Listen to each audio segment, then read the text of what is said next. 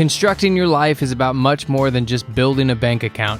Each week, join real estate entrepreneur and mindset coach Austin Linney as he interviews guests who are constructing their dream lives and impacting the world around them on a daily basis.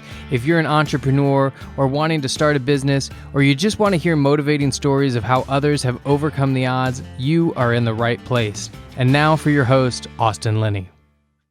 Guys, welcome back to Construct Your Life. This is Austin Linney here. And we finally got him on, more importantly, because he stopped canceling on me. No, I'm just kidding. We got Mr. Travis in the house. How are you doing, my brother? Doing great. Dude, you have so much going on. You have so many different things. You got a crazy real estate journey. What I want to do is you start your story where you want to, and then we'll go from there. Yeah, sure. So back in 2012, I bought my first house, and it was a HUD home. I paid 40 grand for it. I put 12 grand into it. That 12 grand came from me, like rolling the paint, me laying the tile. I did all the work. It was a foreclosure. It was hilarious because all the fixtures, all the toilets, and the back door had been taken by the previous owner. And so like I had to put all that stuff back on. I was like, why? This is the most random stuff. You should have taken the copper or stuff that's like worthwhile, but what do you do with a bunch of toilets? And yeah, man, I put that, I had so little money. I had to get like pretty much 100% financing. I think I had $2,500 in my bank account, and I met with the banker here in Waco, and I'm like, hey, I got like $2,500. I want to buy this house. Can you help me? And because I knew a few people in town that were pretty notable at the time and still notable at the time, he gave me like really good terms, and I didn't have to bring any money to closing, which was good because like that money I had to use for like the mortgage payments until it rented out. Thankfully, that sucker got rented out before I even finished the renovation, and then I was cash flowing like $300 or $400 a month at that point. And I remember telling my wife what I had done, because she was thinking I was like looking for jobs and stuff because we had just moved here, and she was a nurse, and I was like, I don't really know what I want to do. I think I want to do real estate flipping. I want to buy this house. He goes, okay, I'm really nervous, but I'll let you do this one. And once I like rented it out before my mortgage payment was due, she was like bragging on the phone to her mom, like, yeah, like, yeah, he rented it out before his payments due, so he didn't have to come up with any money. And so that kind of began a great journey of buying a few more, trying to buy as many, and then I kind of spread out and bought a few in Dallas, got my ass handed to me in Dallas at a pretty substantial level, and then we went to buy a couple of apartment complexes, and then I bought into like a franchise program, and it was like throwing gasoline on a fire. We ended up buying over 400 houses in 5 years, really 400 houses in 3 years. And we had the franchise for 5 years. Most of those purchases happened in like 3 years, within a 3-year window. And so yeah, and then just like most good things, the market got really hot and everyone wanted to be a house flipper, and we couldn't reach yield. We had a very big office, and by saying we can't reach yield, meaning like we were averaging like 35 grand a deal, and it slowly got down to 12. And so we had to do 3 times as many houses just to make the same amount of money, and that was painful, and I got burned out. I just shut it all down, and then I can keep going, or we can dialogue about it. Well, I think what's the most important is why, looking back now, why did you think you got your butt handed to you in Dallas? I didn't know the market, and I fell in love with the concept as opposed to just focusing on the numbers. So instead of going, okay, well, I can buy this house for 300, I'll put 400 into it, then I can sell it for 900, which is what I thought it was. It was a lot worse than that. Like if you're rich enough to buy a $900,000 house in 2014, which was probably the equivalent of like 1.7 now, you don't want to live behind a Class C apartment complex. And that house, one of the 2 houses I bought, there was a Class C apartment complex back there, and I'm like, I'll just put a whole bunch of like really, really tall trees. They won't know. Like, they know, they're real smart people that can, if they can afford a $900,000 house, they're real smart people, and they're not going to play that game. They're going to buy the one down the street. Well, that $900,000 house, I ended up selling for $715, and then there's like the broker commissions and the title policy, so I netted like $638 or something like that. It was something ridiculous. My loan was more than that, so I ended up taking a quarter to my accounted, I took a $228,000 loss on that property. And that's when that happened, that's when I was like, if I'm going to do this, I gotta get really serious and not stop playing around. I just wasted it took 14 months for me to pay somebody $228,000. And I thought I was gonna make like $250,000 on that, and we ended up losing $250,000. And it took 14 months to get in and out of that project. And then, so why didn't you do what a lot of people do, and why didn't you just never do real estate investing again? Well, what I what I told myself during that time was like, man, clearly it works. This isn't a bad model. Clearly there are people who are making money who at the time I was like, who are not as smart as me, but in the reality, that probably wasn't the truth. But like, there are people that are making money. So if I can just figure out how they're doing it, then surely I can figure out how to make a living doing this. And so, thankfully I did that. I bought into that franchise system, that sort of thing. That really helped me kind of get some traction underneath myself. And then I met a lot of people in the industry, and then I got really good. And like, we hadn't lost. That's about the last time we really actually lost money, was in 2014. Do you think that you could be as successful as you are now without losing that money? No, I couldn't. And the reason why is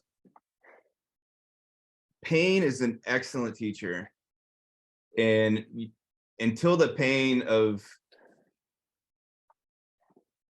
my mentor says this, until the pain of being where you're at is more substantial than the pain of where you want to be, then you're going to stay the same. And for me, I had watched a lot of my friends become wealthy and have really great careers and create stuff and buy big houses. And I still lived in a $130,000 house in Waco, Texas at the time. And I'm like, this is not going to be how I end things. And so the pain of getting to the next level was worth it for me to get. The pain of going through that was a great teacher. That, I don't know where I'm going with this. Actually, we probably should restart, edit that part. No, we're good. Just stop. Stop. No, I totally know what exactly ask me the question again. Do you think that you're successful as you are now because of the pain that you went through having to pay the $225 back? Yeah. I think a great way to answer that would be to talk about the hero's journey. Everyone is on their own hero's journey, meaning like they're trying to figure out who they are, what they want to be about, and what impact they want to make in life. And if you read about the hero's journey, like you have to go through a series of pain or a valley before you get into the peaks. There's also a book called Peaks and Valleys, which I highly recommend anyone to read. It's kind of a toilet book where you can like read it. It's like 70 pages. You can read it over a couple of hours, or maybe even less than that. And it's all about like, in order to get to the peak, you have to hate being where you're at. So you have to be going through so much pain to get to the peak. And so when people just kind of quit, instead of just kind of pushing through the pain, which everyone is going to deal with, when people just quit, they're basically saying to themselves, like, I'd rather deal with the pain of regret than deal with the pain of success. And so in order to get to, like, if you look at anyone who is successful, they've gone through a lot of pain. Even the people that, like, in your head you don't like, that are successful or are weird, like them going through a lot of pain and getting super close to bankruptcy, I think is the only way that you eventually get to the point where you're like, I don't ever want to feel that way again. I'm going to make sure I never make those mistakes again like that. 100%. And in those years that that's a lot of homes in a short amount of time. And obviously there's some systems that were in place with the franchises that made it easier. But, obviously you're in a different kind of sector now in your real estate. This is just my personal belief. And the guys that do it for more than 5, 6, 7, 10 years, that flip houses or wholesaling, whatever you want to call it, God bless them. I don't know how they keep up with the machine. Do you appreciate your time in the flipping and what you learned from it? But obviously that kind of churn, that constant on had to be, some of it had to be joyful to get off the treadmill, I would imagine. to stop flipping houses? Yeah. Oh, hell yeah, man. Yeah, I would say, generally speaking, a good path in real estate is to flip a few houses until you have enough money to put earnest money down on a commercial piece of property. And then when you have enough money to put earnest money down, you probably, if you flip 5 to 10 houses, you probably have banking relationships, and you can go, hey, I want to buy this small apartment complex, this small storage facility, this triple net shopping center that is 70% occupied, and I can add value by finding tenants for the other 30%. Getting into commercial real estate is actually how you create the legacy that you want in your head when you started flipping houses. For me, when I started flipping houses, like I said, I had $2,500 in the bank. My wife was making like $4,000 a month. I was making nothing because I was unemployed, and flipping a house making 20 grand seemed like just freaking superhero status. And then after doing that 400 times, you're like, I'm competing with the Uber drivers, the teachers, the stay-at-home moms. I don't want to compete with those people anymore, because they don't have the $80,000 a month overhead that I had, and the $7-8 million revolving line of credit at 10, 11, 12% that I had. And so I was like, how do I get out of this? And it was hard. Like I literally had to go back and fire everyone on October 2018, end of October 2018 is when I fired everyone and said, hey, I'm starting over. This isn't going to work out. And I have, the point I'm trying to make is is you have to start somewhere to get somewhere else. And so you can't just, if you have $2,500 in your bank account, you're not going to go buy a $6 million RV and boat storage facility in Oklahoma City, Oklahoma. You're going to need to start smaller, but eventually you get some money. You don't have to have a lot of money, but you get to the point where you have a decent amount of money, like 50, 100 grand in your bank account. And then at that point, flipping houses is actually more risky than owning a large commercial building. A commercial building typically comes with a non-recourse loan, meaning that if it doesn't work out and you default on it and you can't pay the mortgage, then the bank will put it into special servicing and give it to another developer who knows what they're doing. Whereas if you get foreclosed on a house, the bank is going to come after you. You're going to be in a 2-3 year long lawsuit, going back and forth, and the bank's not going to get anything because you don't have any money, and you're going to be stressed out all the time because you're giving all your money to your attorney, and it's not going to end well for you. You're going to get a deficiency judgment, and you're going to have to pay that money back. And so the bigger you go, the safer it goes. But yeah, I was in a place where I did not want to compete with the Uber drivers and the stay-at-home moms. And I'm like, if I got the intelligence and the network to be able to buy really, really big buildings. And that's essentially the transition I made into is I want to get as far away from anyone else and as far away from competitors as anyone else that I have such a niche market that I've created for myself. And that's essentially what I've done. Like we're building a storage facility in Georgetown that we're getting offers before we build it to sell it to like private REITs and publicly traded companies. And I'm like, this is exactly where I wanted to go in 2018. It just took me a little bit longer to get there. And so, well, the greatest lesson I ever learned from the guy that's raising the money for the businesses for us, who's in the big time. I mean, he's in the big time. He said, Austin, don't tell me about what's all going to go great. He goes, I don't care. He goes, it doesn't matter if you're going to do 50% returns the first year. Tell me how I'm not going to lose my money. Yeah. Tell me what the risks are. He goes, that's the only thing anybody ever cares about when you're in this space. And it's the same reason why I know a lot of my friends have transitioned to commercial real estate, because the downside, there's more data, and there's more different loan packages that allow you downside to be protected. And that's why you see a lot of the wealthy people get into this type of real estate for long-term benefits. Yeah, for sure, man. For sure. So when you bought your first storage unit, tell us about that. And was it something that you had thought about for a couple of years, or is it just something that came up? Yeah, when I kind of closed everything down in my house flipping business, I would say the first 6 months were survival, meaning like we had 42 renovations going. I no longer had a construction management team. It was me, We had, we were trying to unwind 72 rentals that we had that were not cash flowing. We were losing a lot of money, primarily because of the property manager, how he was managing it. Like, they were making them way too nice. They were, it was in a military market in Texas, and so every 9 months or 6 months, like a soldier get PCS, like permanent change of station, and like legally they get out of their lease, but they only were there for 6 months, and their pit bull destroyed everything. So I got to go in and replace the carpet and redo the drywall and maybe do some other things.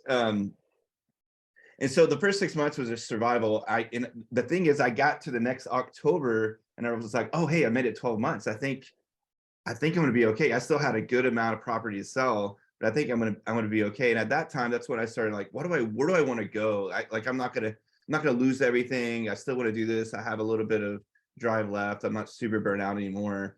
I went through a really hard season. Now I'm out of that. Where do I go next? And so I texted my buddy Brandon. I'm like, hey, or at the time I had a bunch of Airbnbs, and I was like, which is a hospitality asset. Historically, hospitality assets are pretty risky. So I was thinking, okay, what's a good hedge to make sure that if I lose everything here, I still have this, and my bills are paid, and I can go get groceries, et cetera, and I don't lose my house. And so that's when I discovered storage, because storage in the Great Recession, hospitality had like a 24% default, storage had a less than 1% default. And I'm like, all right, well, that's a pretty good hedge. So text my buddy Brandon, he connected me with another guy. I started making offers, getting laughed at, being told I'm an idiot by brokers who are now calling me wanting to know if I want to buy deals. And I'm like, well, you remember back in 2019. So still need an apology from that. And getting laughed at, not knowing how I was going to get this done, but making offers, learning a lot about the market. And then we ended up, because of us selling so many a lot of the real estate, like the single family real estate, we ended up making a lot of money. And I was gonna have a huge tax liability, and I was like, man, I gotta find something before the end of the year. And it was October, and I'm like, this is gonna be hard to find something to close on to stave off this tax too, because when you buy commercial real estate, you can force depreciate because of the Jobs Act of 2017. You can force depreciate up to, it was 100%, now it's down to 80%, basically meaning you can write off a lot of the depreciable basis of the asset. And that allows you to eliminate your tax bill, which is why commercial real estate developers typically don't pay taxes, and so, or at least income taxes. So I started calling every broker I know. I found a guy. He goes, hey, this dude doesn't want to sell for what you want to offer at, but this guy in Coleman, which is a small town in Texas, wants to sell. And but he won't pay a commission. So if you just want to like shoot me like 25, 30 grand when we're done, if you buy it, then that's totally fine. I was like, dude, I'll do that for you. So sure enough, I meet this guy, and it happens to be every single storage facility in Coleman, Texas. So I was like, I can own, it's normally a market I wouldn't invest in, but it ended up being the entire market. I'm like, dude, like I am the king, I'm the storage king in this market if I buy this. So you're gonna get a shirt, you're gonna get a Cadillac, drive around. Right. There's that guy. There's a guy. But it's five individual facilities in that town, and and the gentleman that I bought it from, awesome guy, one of the best sellers I've ever had. Helped me when we closed. He walked me around the city, so like just it was that small of a city to get utilities changed. He goes, well, we got to drive to this one, but everyone else is just right here. And so, yeah, man. And then I inherited this manager that made it super easy, and I just love her. She sent my family cookies for Christmas. It's just great, man. I can't think of anything. It's a great situation. And so, so I ended up, like I said, I had to close on it. It was like October when I realized that I was gonna have it was like $120,000 tax bill, and I was like, oh, that's gonna pretty much be all the cash I have. And so it was like, I have to close it. I told my banker I have to close it. I told the appraiser I had to give him extra money if he gets it in. So I was like under the gun. Then like December 21st, the banker calls me and he goes, we need you to bring another 600 grand for this deal. And I'm like, oh, I don't have that. So I had to syndicate it. This is my first syndication. I had to syndicate it around Christmas when most people are like, dude, we're checked out. Like we're skiing, we're with family. We don't want to talk about deals. Thankfully, I found enough people to give me enough money and we ended up closing on the 30th of December, like 2 days before I would have incurred that crazy amount of tax bill. So yeah, it ended up working really well. That's actually that thing. So last year we raised rents. Our net profit increased by 39%. We raised rents over 72%, gross rents, and so it's going great. The biggest issue I've had with it was my manager called me and she said, "Hey, this lady's really upset. She's moved out, but she didn't clean out her unit, but she still wants her $20 rent deposit back." And I'm like, "You can do that. You can give it back. You can give it. You can give her rent deposit back. That's You totally know fine." what's interesting? I want to hit on that for a minute because I've been here for about a month. I'm in, there's like 3 cities. It's not small as Coleman. I know Coleman, so it's not small as that. I mean, we're probably somewhere around 3,200 to 9,500 to about 2,000, right? The 3 cities that make it up. I had the bank come over, and the bank's like, "Oh yeah, I know this business." He's like, "Okay." He's like, "We'll do a refinance." So we got a national lender for their 5 new cars, and he's like, "Yeah, we'll probably give it to you around." So I went from 9 to 4%. Nice. And he goes, "Yeah." He goes, "We'll vote on it. It'll be done in a day." I'm like, "Do what?" And so like, there is something to be said to doing business. And yeah, you have to be careful and you have to watch where you invest. There is something to be said to deal with people that are used to doing business the old way, just wham, bam, boom. I have found a little joy, and if you're a change agent in the area, the city, the county, they will bend over backwards to make sure that they can help you, and I find that to be enjoyable, opposed to like an Austin or something like that. Sure. Yeah. Well, like in a small town, like everybody knows you. So like you're the guy, like you're the storage guy, you're the HVAC guy, like you are the banker or the one of the 2 bankers. And and for me, man, I love going to Coleman. Rural towns in America are really the heartbeat of America, in my opinion. It's just like there's still just a lot of like goodness and a lot of like great people. Everyone's really happy. You know what my dream is, right? My dream is to take a town that's destitute and bring it back. Nice. Like I tried to do that in Gun Barrel City. Yeah. Well, I already got guy. my plan together. Yeah, I got my plan. That's when I really hate money, though. That's when I'm just really ready to burn some money. So, yeah, it's gonna take. But you start with barbecue because people will travel, and then you go to brewery, and then boom, you start going from there. So yeah, no. Yeah, there's a guy, we were on with my financial advisor, a financial projector spreadsheet guy, and he was like, "Yeah," he's like, "Me and my partner are trying to buy this town with its own airstrip." And every other owner on the call goes, "Austin, close your ears. Don't even listen right now. Like, we have shit to focus on." So, but you have taken that, you've taken flipping, you're doing development, storage, Airbnbs. What is your kind of 1, 2, 3 advice for somebody, even they're looking to move to the next asset class, or they're just looking to start? Where should they begin? Yeah, before I flipped any houses, I read every book I could get my hands on about owning residential real estate, and so I ended up reading 53 books.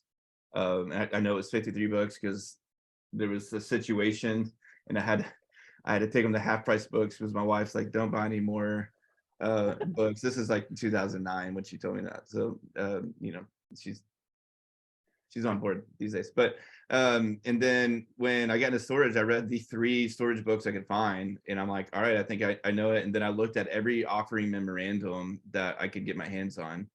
So go to loopnet.com, Crexy, CRE, so Commercial Real Estate Exchange, Crexy.com. Well, hold on. I want to hit this point. I want anybody that's listening, open up your ears, right? Because this is how I learned how to value businesses. You have to any offer or anything that you can get your hands on to understand the mechanics of a business or a storage facility or development. You need, books aren't going to be enough. You have to see the inside of deals. Yeah. And if you look at 100 offering memorandums, you're going to start seeing the same type of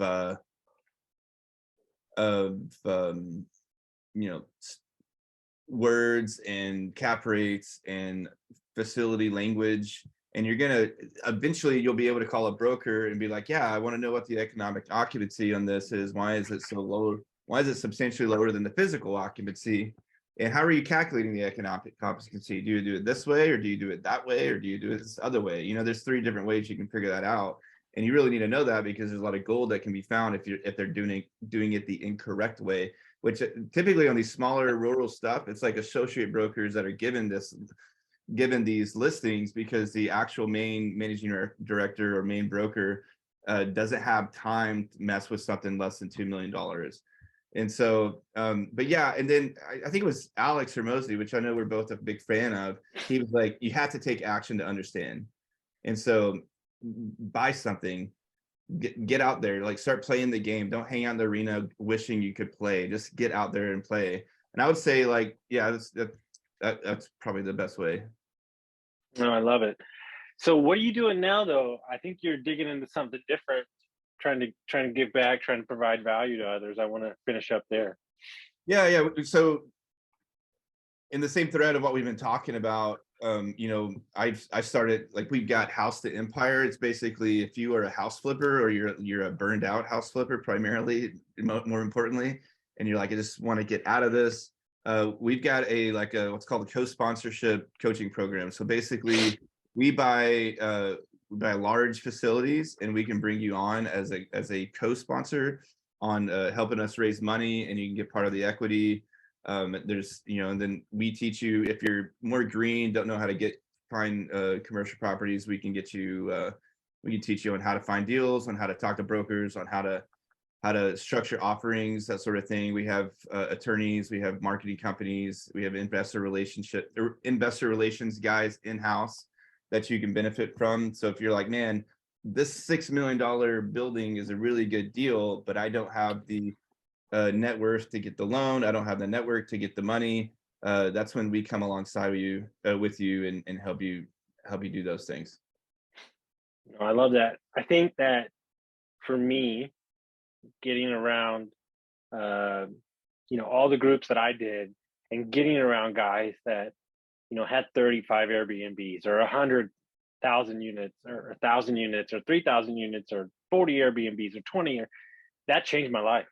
And if you really want to do it the right way, you have to get around other people that are going to push what you think is possible. But also, I remember like it was yesterday, I had 3 Airbnbs, I was still doing keys, and I was still doing all this stuff. I didn't have keypad locks, and they were just like, dude, this is an intervention.